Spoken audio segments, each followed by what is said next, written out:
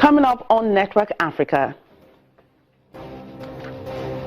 11 members of the Chadian opposition coalition have been arrested.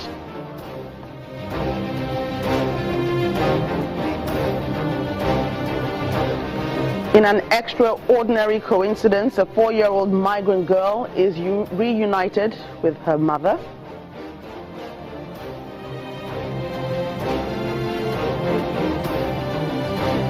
And over 10,000 residents say the green project in Uganda has cost them their livelihood. Now they want their land back.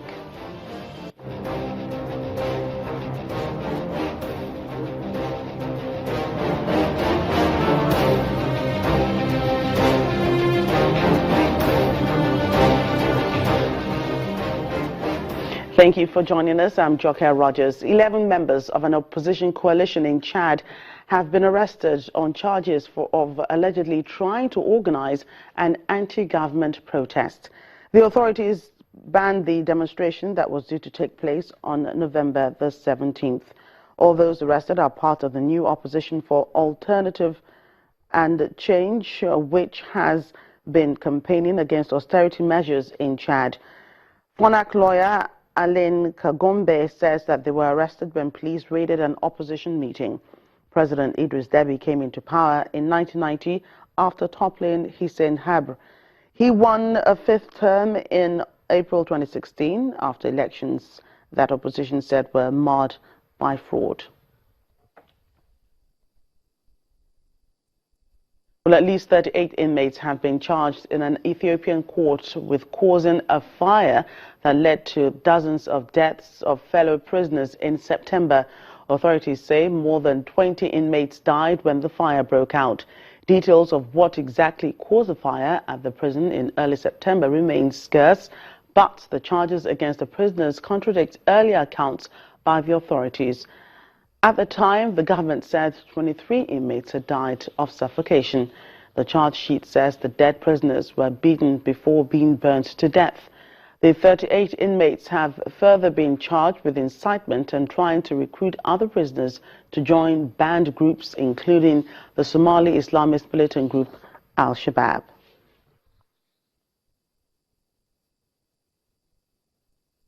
Meanwhile, Ethiopian civil aviation authorities have impounded 20 light aircraft and their pilots in Addis Ababa. They are accused of illegally crossing into the Ethiopian airspace from Sudan and landing in Gambela, southwest of the country. The pilots have been detained and investigators are traveling to the area. Well, at this stage, it's not clear how many people have been detained. Earlier, organizers of the Vintage Air Rally, an event for aircraft built before 1949 to fly between Crete and Cape Town, said the event had been temporarily stopped because of paperwork problems in Ethiopia. Meanwhile, Maurice Kirk, the British pilot who went missing yesterday, has been found and is one of the almost 60 people involved. Well, after what is regarded as an extraordinary coincidence, a lost 4-year-old migrant girl who traveled alone from northern Africa to Italy will be reunited with her mother. Umor's mother took her from her father's family in Ivory Coast to save her from female genital mutilation.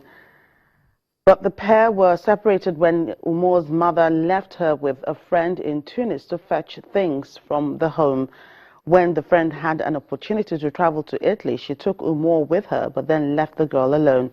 Umor was rescued at sea and brought to the Italian island of Lampedusa, where none of the boat's other passengers knew who she was. Police Inspector Maria Volpe, known as Mama Maria, for her job of looking after unoccupied migrant children, went to the island to get her.